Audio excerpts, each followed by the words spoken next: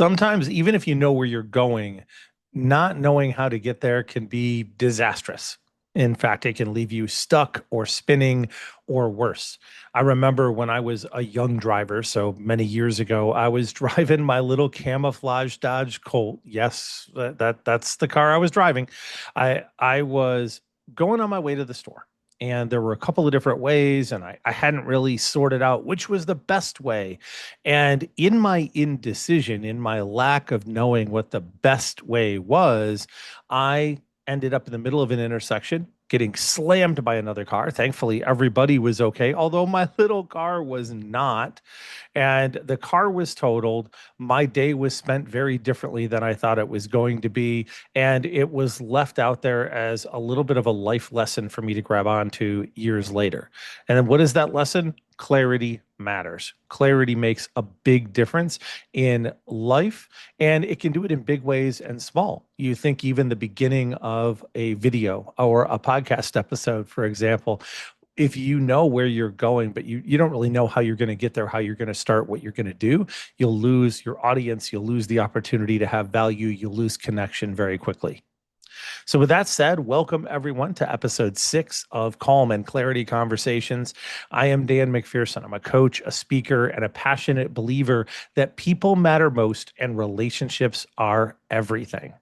Around here, we do believe that calm, clarity, and focus in that order is the only path to true momentum, whether it's in life or business. And in episode 3, I shared with you 6 principles and actions to help us deal with one of the biggest challenges that I hear about and encounter and deal with myself every day in life.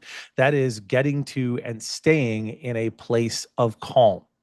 Since then, I've had a number of you guys ask me, well, okay, fine, we get calm. We know we need to work on that, but what about clarity? What about focus? And if that was you, I've got good news. Today, we are talking about clarity. I'll use the same format that I did to walk through the practical principles and actions that you could use there and use them here as well, and give you the tools so that you know what needs to be done next to get you where you want to be, so you don't end up like I was in the middle of an intersection having gotten your car smashed. We don't want that, whether it be literal or metaphorical. If you would like a similar breakdown related to focus or when we get their momentum, let me know. I am here for you. Now, once we get a handle on calm, and calm comes first. You'll hear me say that a lot. You'll see it in quote cards, and it comes up in so many discussions. Clarity becomes the next essential step. And clarity isn't just about being able to think clearly. It's about confidently knowing what comes next and doing that without drowning in doubt or distraction or decision fatigue or any of the things like that. In other words, how to do it without ending up where you're stuck or spinning.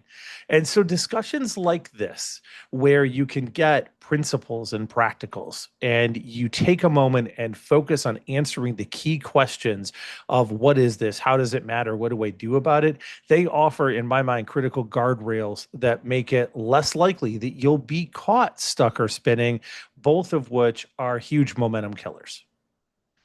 So now let's dive in a little bit to 6 ways that you can adjust your lens to achieve the greatest clarity. And as we did in episode 3, if you haven't had a chance to listen to that, I strongly encourage you to do so. But as we did there, we will take this path of introducing the idea, the core concept of one of these 6, and then sharing a principle that you can hold on to. I love to give the principle so you have the theory, the why behind the what, an example of what this looks and feels like, and then maybe most importantly, after you've adjusted to that, an action that you can take that will make a meaningful difference in your life and in your progress. And one note here, I made it in that episode. I will make it here again. This isn't about you having to go and grab 6 of these and do them all right now. In fact, if you if we do end up having this discussion around focus, one of the keys of that is to do a single thing, to do the things you have at maintenance in your life, but do then one plus one, change one thing and get good at that and then move on to the others. That's how you make progress.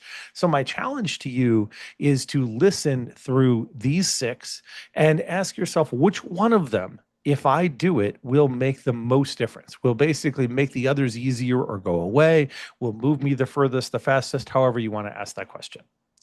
Principle number one around clarity. And we do this in a bit of a story format, in the sense of here's the order that you encounter them or the order that you might process them.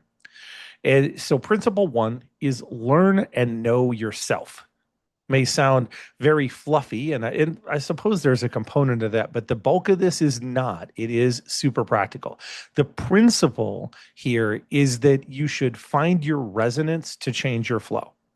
There's a whole training series that I do that is talking about moving from your North Star to your personal resonance, moving from figuring out what the thing you are aiming at in the world, what you want to be known for, what your legacy is, all the way to having that anchored and then moving through these different paths until you get to the spot where you are fully in flow as a human, where you see your definition of success change.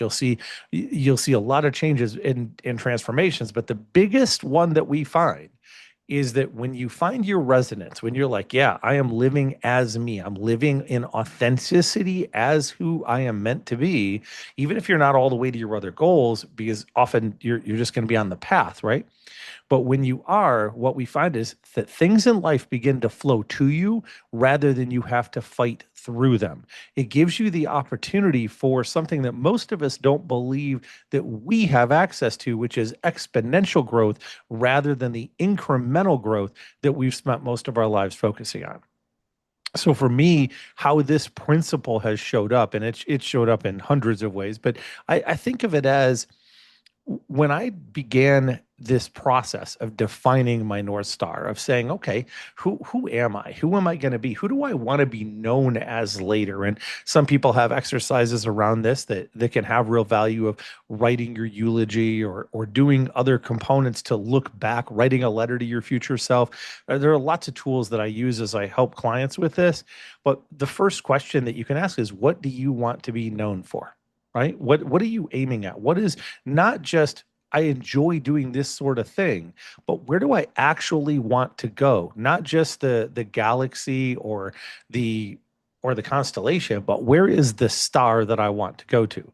And if you identify your North Star and you say, okay, that's my light, that's what I'm aiming toward, now you can start to say, all right, I know where I'm going. Now, who am I? And the who am I tends to be around your core values and your key principles. And I encourage you to identify your core values. What are the things that are non-negotiables in your life? For example, my number one core value, I already said it in this conversation, is that people matter most and relationships are everything. That means, with that being my number one core value, anything that I consider doing, ideally anything that I consider saying, look, sometimes I slip just like everybody else, but any judgment that I make, I want to filter through that first. And I will not intentionally do anything that violates that core value. That's a non-negotiable in my life. My number two core value is always do what's right, even if it's inconvenient. And holy mackerel, the number of things that I've needed to do that were incredibly inconvenient, but were the right thing to do, I've done. And I choose that. And those are my core values. They don't have to be yours, but I encourage you to identify, what are your core values? What are your non-negotiables? I mentioned key principles as well. And key principles are the things that are almost core values. They're the things that you would ideally like to live by, that you'd ideally like to be known for, but maybe there are exceptions to those. Maybe there are times where they come in conflict and all right, I might choose not to do that. In my mind, a core value is something that I will never knowingly violate. I will do everything in my power to not violate in any way that I can. And a key principle is more of a guideline that I will strive to live by. And if you understand those things, then you end up being able to use it in this way that I do. My North Star is my light. I wake up and ask if I'm considering doing something or going somewhere, does this move me further, faster toward my North Star? And that way I'm not just doing random tasks or random activities that move me a different direction or that just have me bouncing up and down like a Mexican jumping bean and not getting anywhere and getting just exhausted. But also, I then can consider with these values as my filter. So if you have your light and your filter, you will end up in a really beautiful place. So the action here, we have the principle, find your resonance to change the flow, the example, thinking about your North Star and your core values, the action. And I'm going to give you a three-part action. They're very related. So we'll call it one, even though I suspect it'll take you some work. And if you have questions about how to find your North Star or what to do there, there are some videos on my YouTube, the Leaders Must Lead YouTube channel, that can give you some guidance there. And you can message me as well. I'm glad to send you a bit of support and some options as well. The action first, be sincerely curious. Curiosity is the number one skill we can have in the world to ask more and better questions. Ask deeper. Don't just think, what do I want to do? And it pops into your head and that's automatically the answer. Why is that? What do I want to be known for? Why do I need that thing? Right? It might be that, what I want, my North Star is to get financial stability. Okay, great. That when you have that, what would you do then? What do you want to be known for? Where do you want to go? Go to the level behind until you, I like to say, ask why until there is no more why. Once you have been curious enough to discover your North Star, now make a list of your values, or your potential values, and your potential key principles and test them and work through them and maybe live with them for a little bit and work on the phrasing and how they fit and try them on for size and see what settles. I promise you that you will gain clarity in your life and in other decisions if you understand where you're going and who you are. Number two, the second principle we'll talk about today is to surround yourself with the greatness that you desire. And I'm using greatness here, not really tongue in cheek, but also not heavy, not in this heavy way that you might perceive it. It is all about am I around the people who are doing or being the way that I want to be? They're doing the things I want to do, they're being the things I want to be. How do I spend more time there? The principle, and you've likely heard this before, although I encourage you, don't just blank out on the next couple of minutes because I'm going to give you a different twist on it.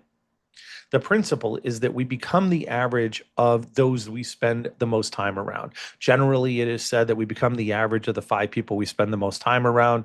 And I agree with that. I have found that to be true. And I've found that when I am focused on spending more time around the people that I want to be more like, that I do a great deal better. It was about 8 or 9 years ago, as I was beginning my true personal development journey, that I hit upon this and I started practicing it strongly. And I learned some things about it. I learned that that person or people that you are around, it doesn't have to be one-on-one. Tim Ferriss and his podcast was one of my 5 for a couple of years. I listened to maybe 1,000 hours of his stuff. And that was great. I learned an immense amount from that. He was doing things and had skills that I wanted. And so I spent time there. There was another gentleman that I met. His name is Ricky, and I'm grateful for the fact that he was in my 5 for a very short period of time, just a few months.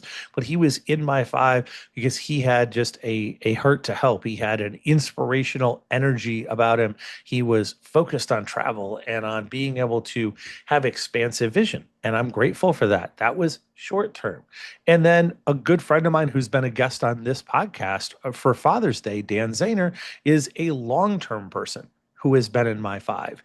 And I have learned from him in that he approaches things differently than I do. His mind as an engineer works pretty differently than mine, but his heart and his integrity and his clarity and his direction are very much in parallel. So I'm able to gain by being in connection and fellowship with him. And I share these examples to help you understand that your 5 people don't all have to be personal. They don't all have to be forever. They don't all have to be long term. right? It can look a lot of it different ways. So the action here is to find your five and then review them every quarter.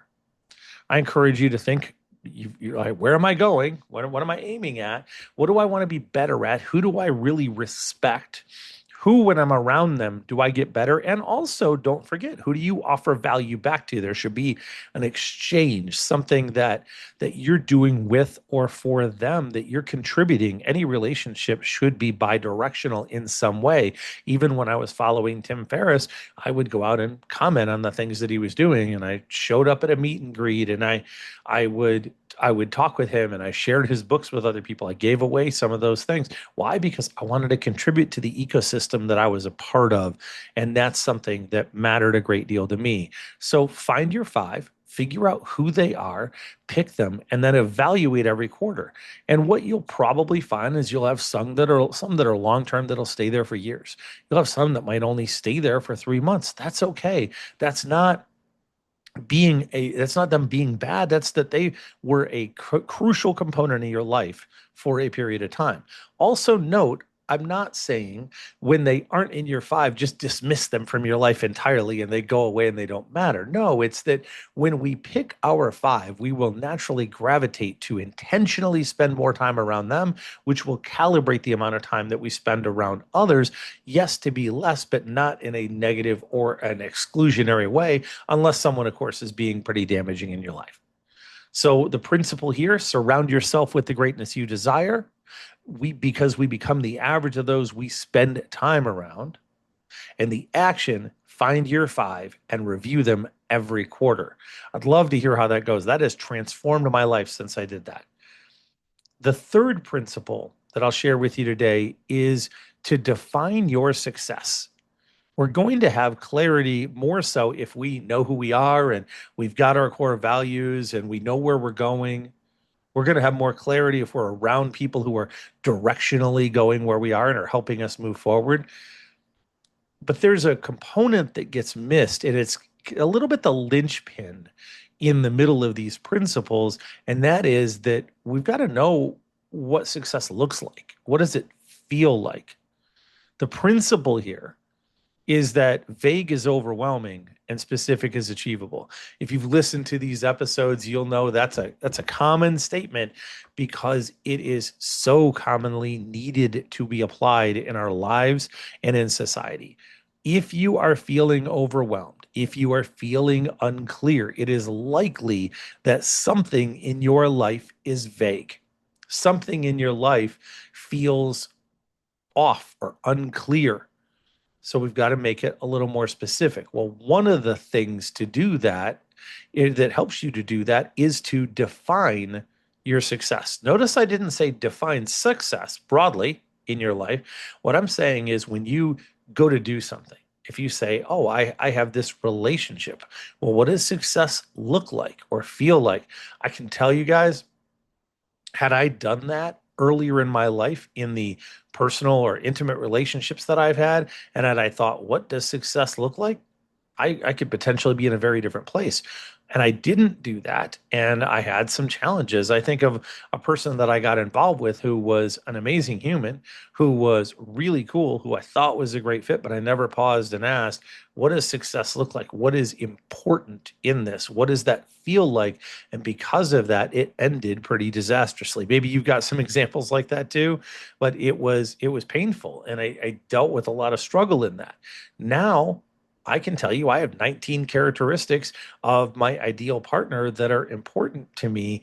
And it's not that the person has to match all of them. And I'm sure I've got to meet a bunch for them as well. But it's that I know what success feels like. I know what the markers of success are when I connect with somebody. Same thing as I think about my older podcast, the Dreams Are Real podcast, which is still out there. If any of you are enjoying this and you want to hear incredibly powerful stories of amazing humans, go listen to the Dreams Are Real podcast. We had 200 and some episodes. We interviewed 150 people and had ultra powerful conversations, deep conversations about their lives. When I began that, I defined what success would look and feel like. And in that case, it wasn't about the numbers.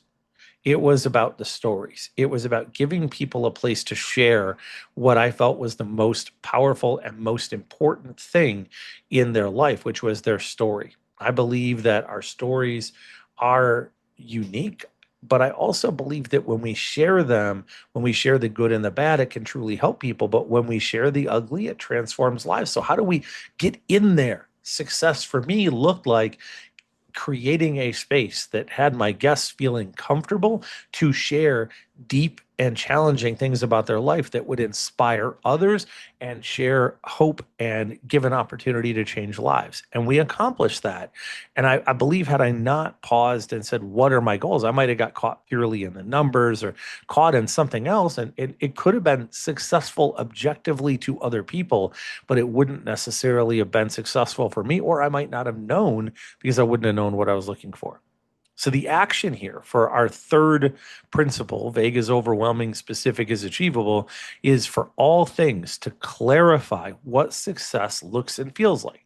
For the next week, take the things that you decide to do or look at the things in your business or your life or your relationships and ask yourself, if this is successful, what does it look like? What does it feel like? And make sure you get both sides of that. One of those two sides will leave you unbalanced, but get both and make them also things that you can say yes or no to. That's a little pro tip. I spent a lot of time letting it be vague, which became overwhelming. But the more specific I made it, the clearer that I was that, yeah, we're accomplishing that goal or we're not. So, what do we have so far? Three of these key mental shifts today. Learn and know yourself. That's going to help you be clear. Surround yourself with the greatness you desire. Others get to help you be clear. Define your success. That gives you markers for clarity.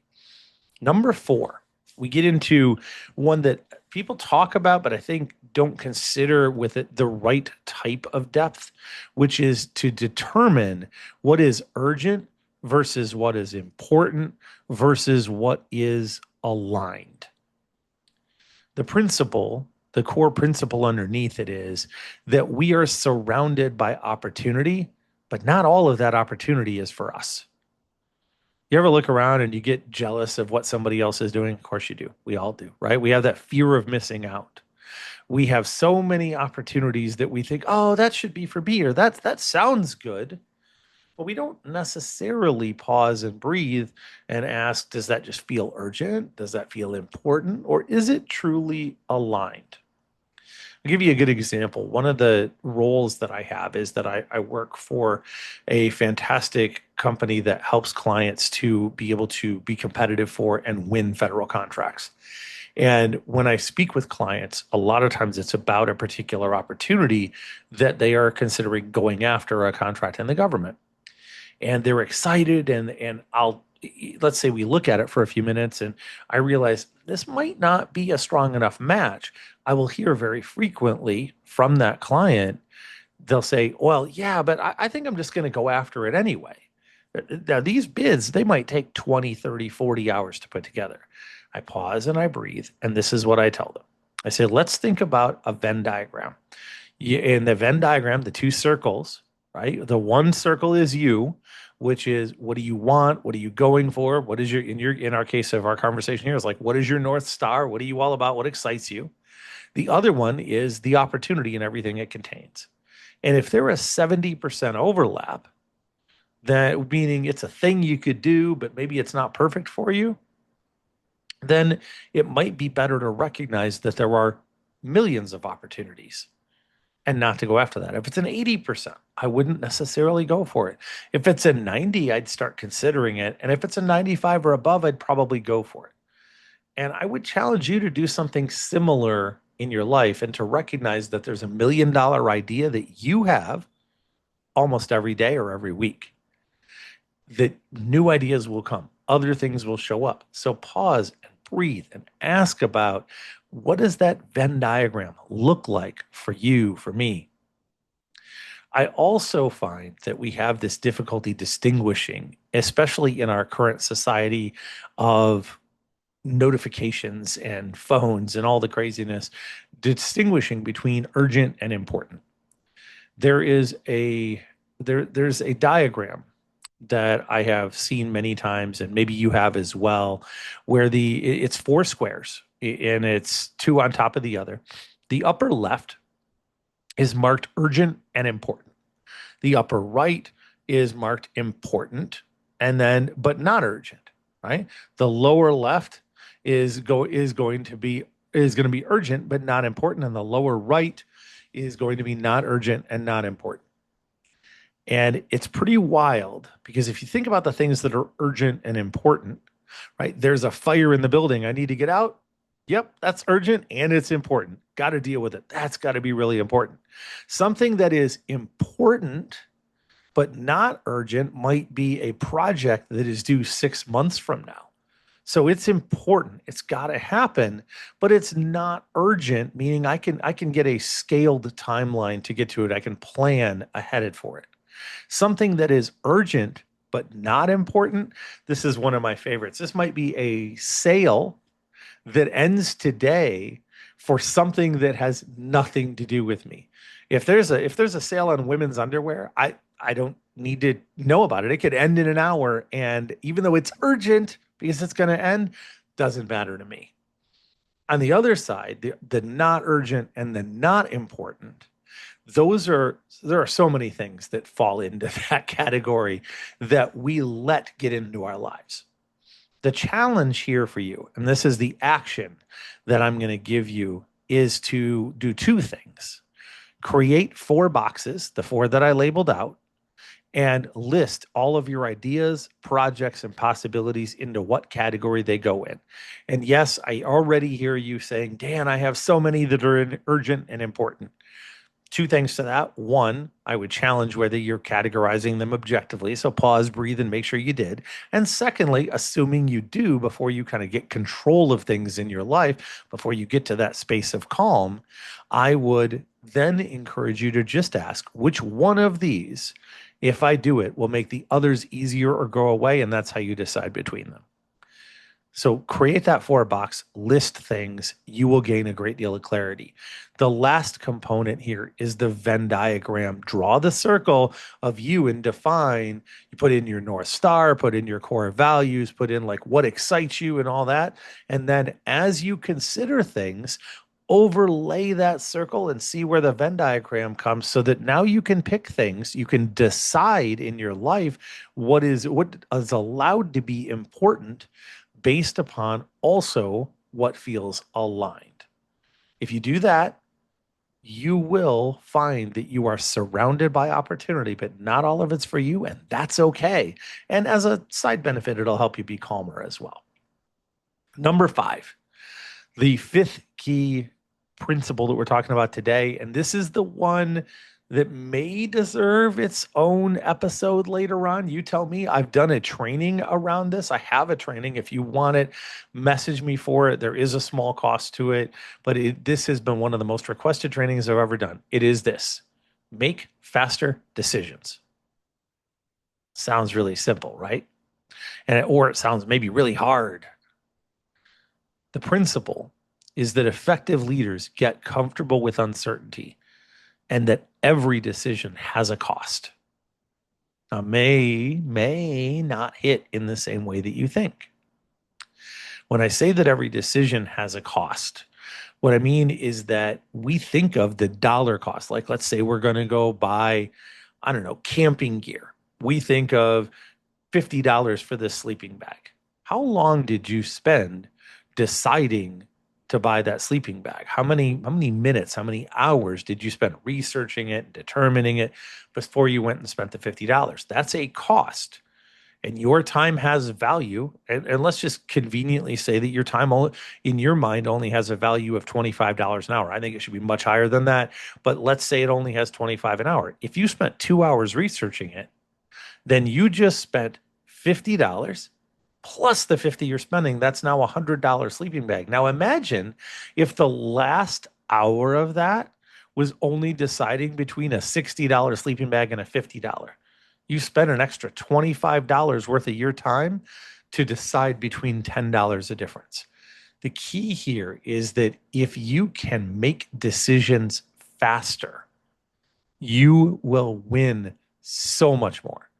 Let me put this into a very practical picture for you. If you are preparing to make a decision, let's say this is a decision that to get to 99% certainty, it would take you, let's say, 5 hours to gather the information. If it would take you 5 hours to get to 99% certainty, how fast do you think you would get to 70%? I'm curious if your guess there. What I have found, and I've done a lot of study around this, is that you'll get to 70% in about 1 hour.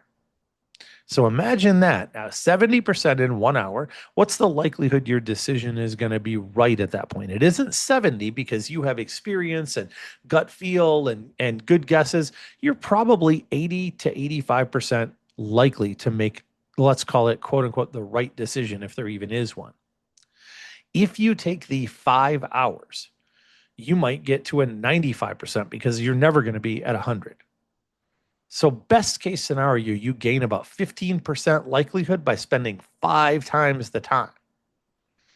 In other words, if you make decisions faster, you will get so much more ahead and you'll let your anxiety go. You'll understand, yeah, I'm going to make some mistakes. I'm going to mess up some, but I'm going to get 3 times as many net positive decisions out of it as well.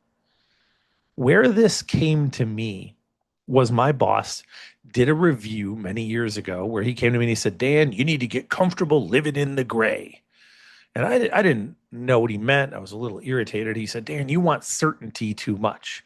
You have too much desire to have all the information, to get complete certainty on everything that you do.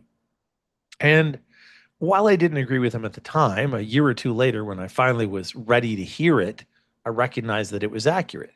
And he and another leader gave me an example using leaders of large companies. And they asked me questions. They said, Dan, how much information do you think these leaders of big companies like Home Depot and beyond, they said, what percent of the info do you think they have when they make the decision? And I said, I don't know, 90%, because they'd want to be certain and they have a whole team. And the answer is, and I found this validated as I have gone through my career, that it's about 70%, sometimes 60. They'll make billion-dollar decisions based upon that because there is a huge cost to taking the time to get to a higher percent. And the recovery cost of making a poor decision is often less. Now, I need to be clear here. This isn't for life or death decisions. This isn't for things that are going to change the direction of your entire life. There's a whole process I teach for that as well, a 10-step process around it. This is not for that. This is for 95, 98% of the decisions you make in your life that are going to have an impact, but are not necessarily going to dramatically change the direction of your life completely, and life and death hinges upon it. I've made those as well. Those I don't make with 70% of the information. So the principle here, effective leaders get comfortable with uncertainty and they recognize that every decision has a cost. The way it plays out is, ask yourself, how long did I take to decide to pay $200 for a training course? How long did I decide to before I got, in my case, I'll say, a video game for my kid? There was a piece of DLC that my kid really, really wanted, and it was $25. And I didn't have a huge amount of money. I was right on the edge of whether to do it. And I realized, wait a minute, if I spend a half hour trying to decide about this, then it's going to cost more than I could have possibly saved. And it's a 50-50 decision. So I made the decision, I got the DLC, and I moved on. And in that half hour, this is a really cool piece of irony. In that half hour, I was able to go meet with somebody very quickly, and they registered for one of the training courses we were doing, and I made about 4 times in revenue what the game had cost. So that opportunity cost is real. I know I've spent a little longer on this than I have on the others, but I think it's one of the more complex and critical pieces that you can grab. The action, make decisions. Start this week making decisions when you have 70% of the info. And if you're nervous about that, start with very low risk, low intensity decisions. Pick small things and make the decision just before you're comfortable with it, just before, and start teaching yourself that habit. The principle, again, effective leaders get comfortable with uncertainty. Make sure you stay with that. Our last piece for today is to challenge you to reverse engineer your success. Now, we touched on this in episode 3 when we were talking about calm. It applies in both. Reverse engineering, being able to pin down your vision, strategy, tactic, and task, that applies in both calm and clarity, and it will make focus a whole lot easier as well. It is a piece that goes all the way through. In this case, the core principle that we're pulling out of doing this reverse engineering is that starting with the end in mind means that all of your tasks are going to have impact, that you're never going to be taking a step forward that isn't intentional, that you're not going to be catch yourself doing a task or enacting a tactic or a strategy that doesn't move you toward your goals. Because of that, you'll have clarity about what to do next. And I've done this well, and I've done it poorly. One area where I did it poorly, there was a platform that I built a number of years ago called Foundations of Success. I looked and I knew this was the right thing. I knew it's what everybody needed. Ironically, I teach a lot of the material of it today. The foundations of success are the 5 key skills that we all use every day that we're not very good at: leadership, communication, time effectiveness, strategic thinking, and persuasion. All those things are incredibly important. So in my mind, I was like, we need this. I'm going to go build it. I went and started building. But because I didn't reverse engineer, I skipped some steps that, as it turns out, were very important.